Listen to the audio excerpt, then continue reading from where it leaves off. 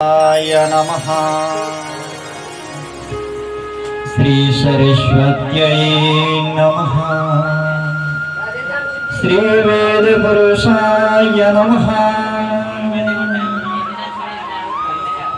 श्रीमद् भागवतं पुराण तिलकं यद् वैष्णवानां धनं यस्मिन् पारमहंस्यमेव ममलं ज्ञानं परं गीयते।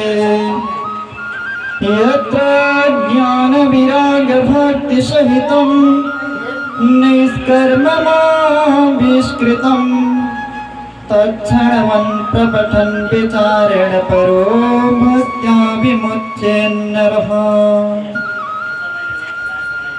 वरहापीडं नटवरवपुः कर्णयोः कर्णिकारम् बिभ्रदवासः कनककपिशं वैजयन्तीं च मालाम् रन्ध्रान् वेणोरधरश्रुधया पूरयन् गोपवृन्दैर् वृन्दारण्यं स्वपदरमणं प्राविशद्गीतकीर्तिः। बोलिए वृंदावन बिहारी लाल की जय।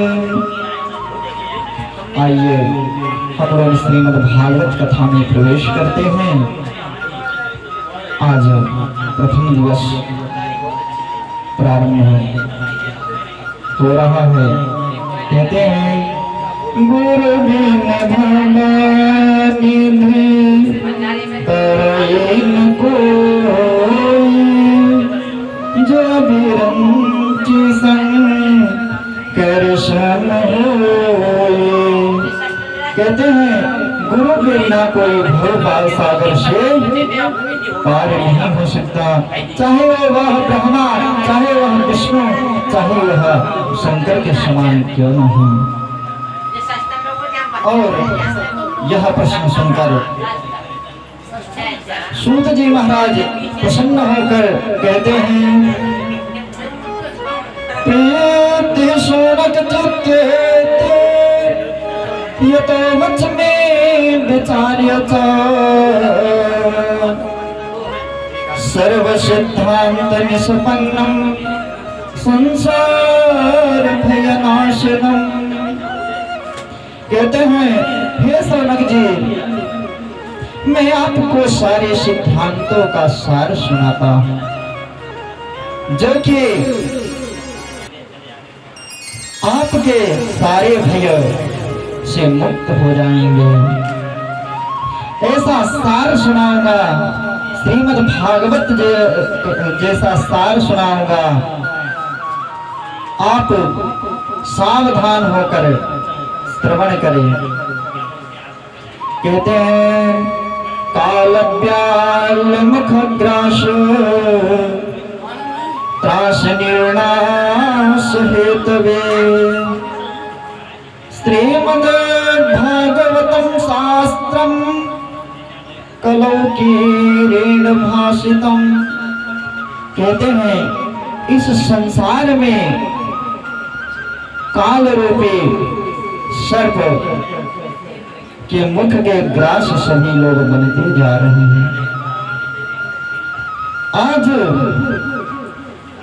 सभी लोग काल रूपी जो सर्प होता है उसी के सब ग्रास बन चुके हैं। कहते हैं झूठे सुख को सुख कहे मानता है मनमोद। कहते हैं कि झूठे सुख को सुख कहता है और मन ही मन वहां खूब प्रसन्न होता है कहकर। और इस संसार काल का ये जो संसार है यह काल का चबेना है। कुछ को तो निगल गया है और कुछ को निगलने के लिए बैठा हुआ है। कहते हैं चलती चाकी देख कर चल तो चलते चाके देख के दिया कबीरा रोए। दो पाटन के बीच में सावत बचान को। जिंदगी एक किराए एक घर है, जिंदगी एक किराए एक घर है, एक न एक दिन निकलना पड़ेगा। कहते हैं तो पता नहीं यह काल रूपी जो सर्प किसको कब निकल जाए। इस काल रूपी सर्प से मुक्ति पाने के लिए श्री सुखदेव जी महाराज ने हम सब के ऊपर कृपा करके परीक्षित जी को माध्यम बनाकर भागवत की कथा प्रदान की है।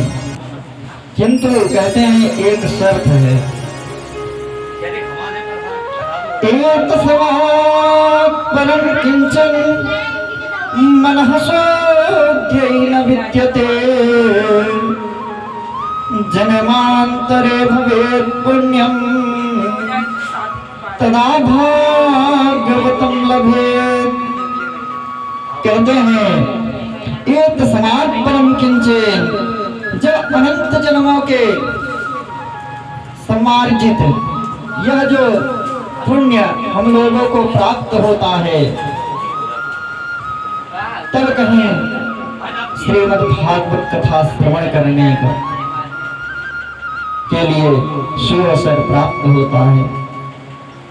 क्योंकि और यह पुण्य व्रत आदि कथाओं का पुण्य यह नहीं है, यह तो भगवान की असीम कृपा है, असीम कृपा का पुण्य है। क्योंकि हम पुण्य की और देखें तो देवताओं के पास तो बहुत सारे पुण्य थे, देवता लोगों को कथा सुनने को नहीं मिली।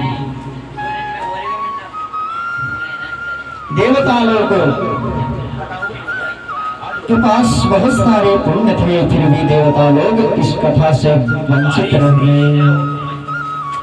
और श्री वल्लभाचार्य ने अपने सुबोधनी टीका में कहा है, भागवत भागवतम परिचर्याजन्यम पुण्यम।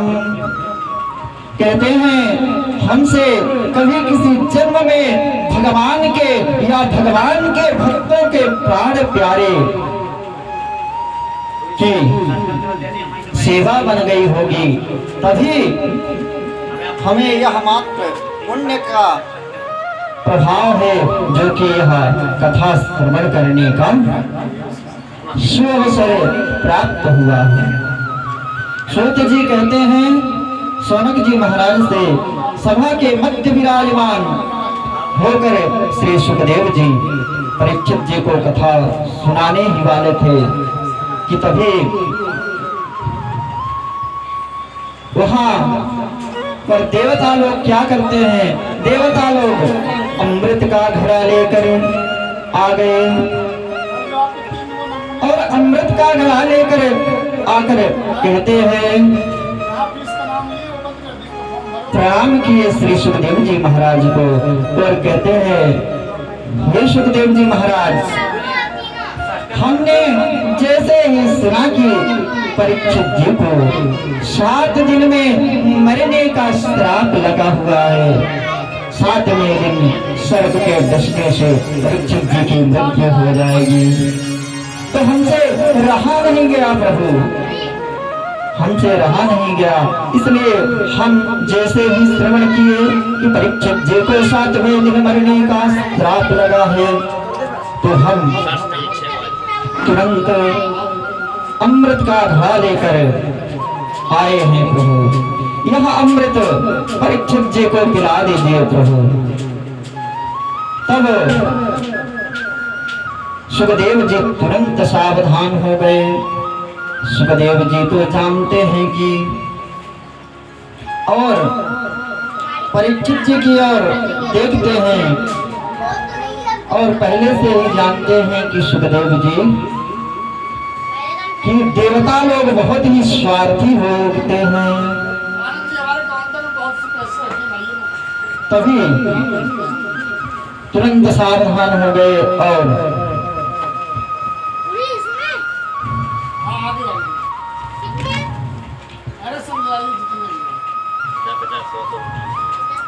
अब सुखदेव जी थोड़ा परीक्षित जी की ओर देखें कि इन्हें तो अमृत का लालच नहीं है। तो परीक्षित जी तो सोच ही रहे थे कि यह कथा में विघ्न डालने देवता लोग कहां से आ गए।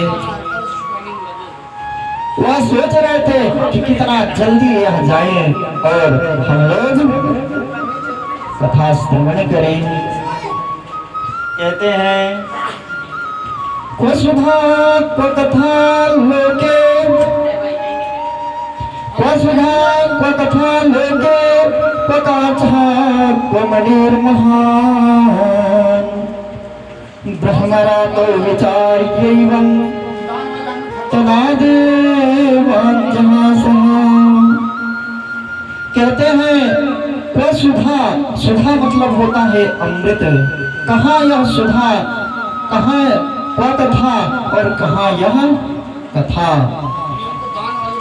कांच कोणीर महान और यह कहाँ कांच का टुकड़ा और ये कहाँ दिव्य मणि।